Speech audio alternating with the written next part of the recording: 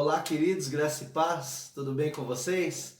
Estamos aqui, queridos, no dia de hoje, estamos no 4º dia da nossa jornada de fé, né? Uma vida com propósito. Eu creio que Deus já tem falado muito ao seu coração. Cada palavra, cada capítulo desse livro, né, tem edificado muito você. E hoje eu gostaria que você pensasse um pouco comigo. Você já parou para pensar como muitas vezes nós somos movidos por realizações e alcançamos algumas coisas, e quando você alcança, no final das contas você ainda calcula: será que era só isso? Será que não tem algo mais para eu fazer? Será que eu já cheguei aonde eu deveria? Será que há muito mais? São perguntas interessantes, porque na verdade, como diz o capítulo 4, nós fomos criados para ser eternos.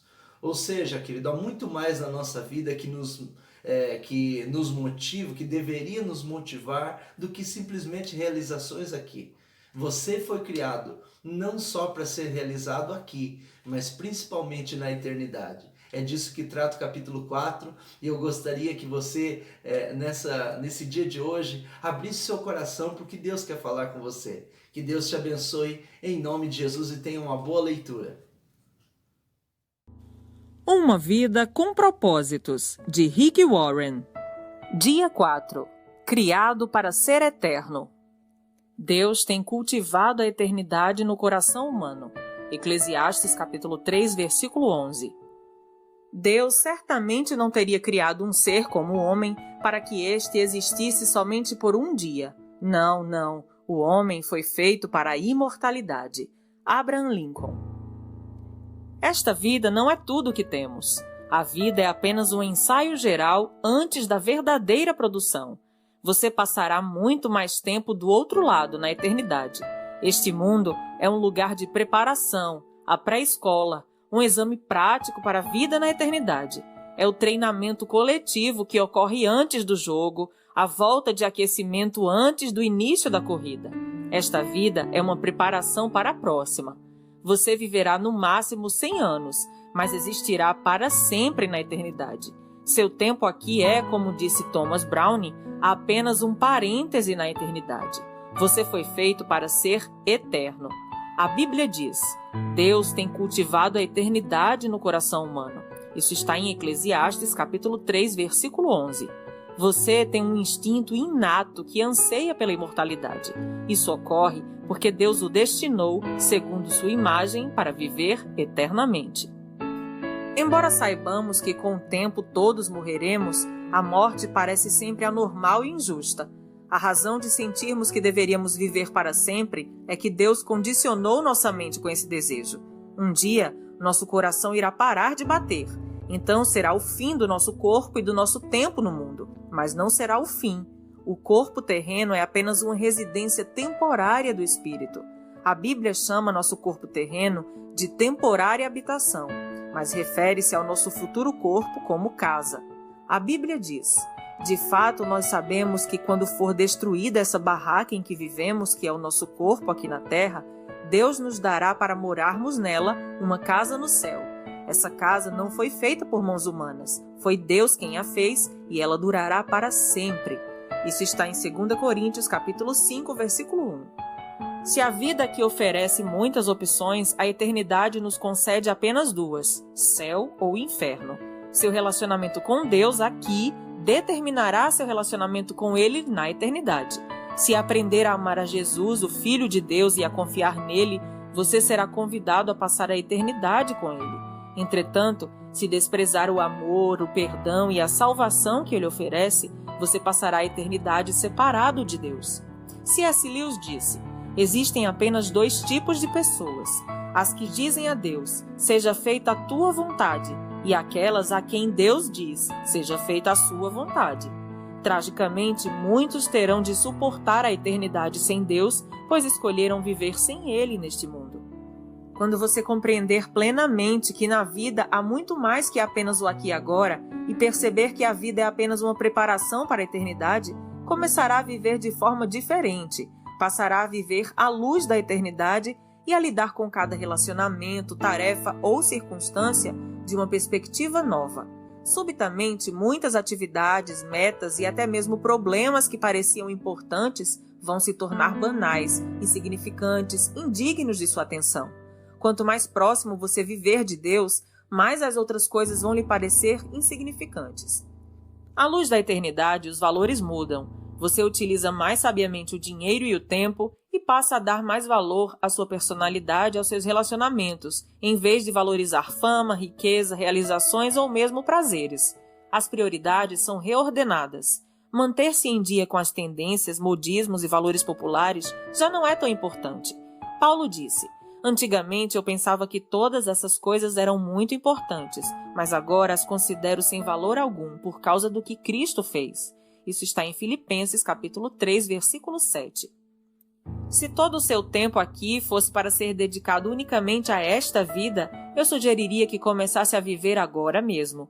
Você poderia deixar de ser bom ou ético e não teria de se preocupar com as consequências de suas ações. Poderia dedicar-se a uma existência inteiramente egocêntrica, pois seus atos não teriam implicações de longo prazo. Mas, e isso faz toda a diferença, a morte não é o fim. Ela é tão somente a transição para a eternidade. Por isso, existem consequências eternas para tudo o que você faz aqui. Cada ato de nossa vida faz soar um acorde na eternidade.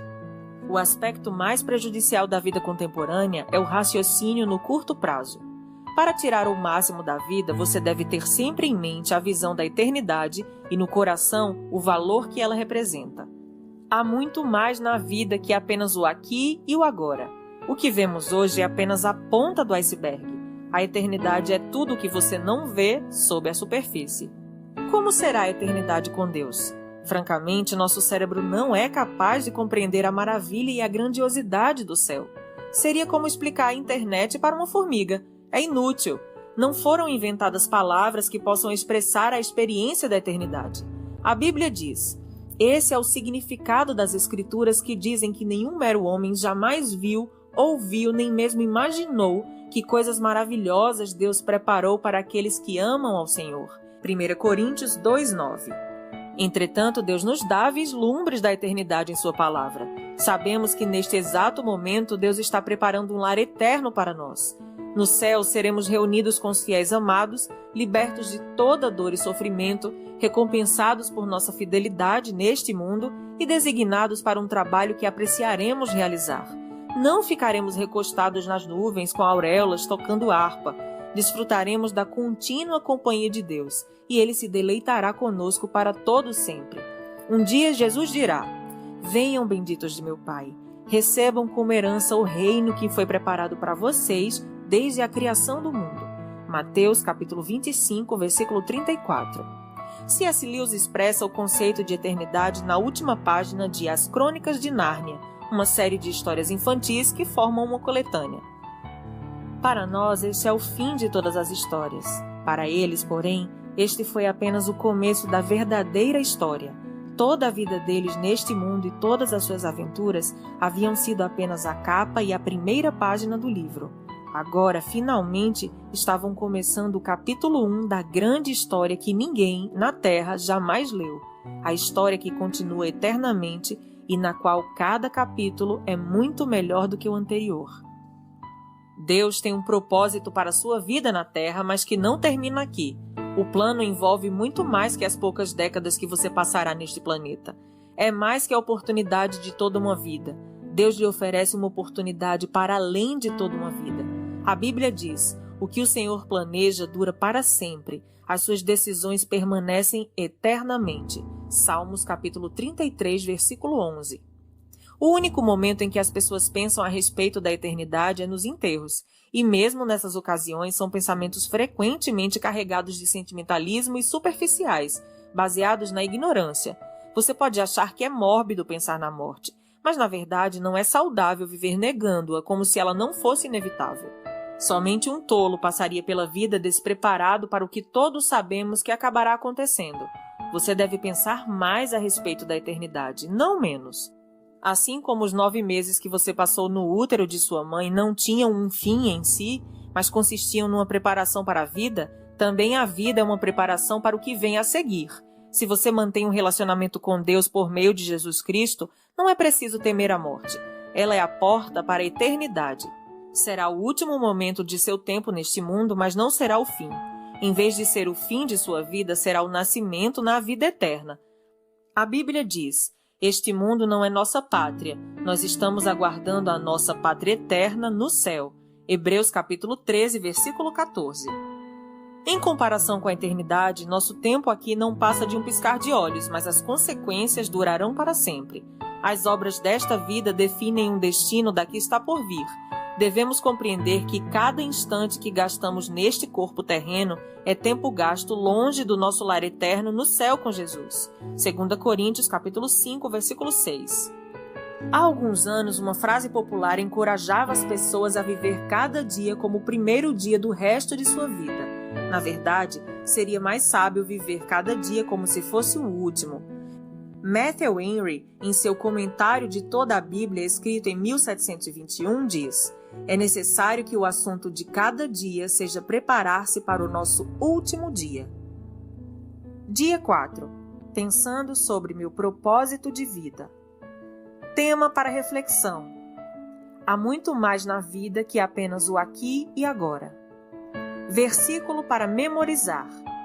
Este mundo está desaparecendo juntamente com tudo o que ele almeja, mas se você faz a vontade de Deus, viverá para sempre. 1 João, capítulo 2, versículo 17. Pergunta para meditar. Já que foi feito para ser eterno, qual a única coisa que hoje devo parar de fazer e qual a única coisa que devo começar a fazer? Até o próximo áudio.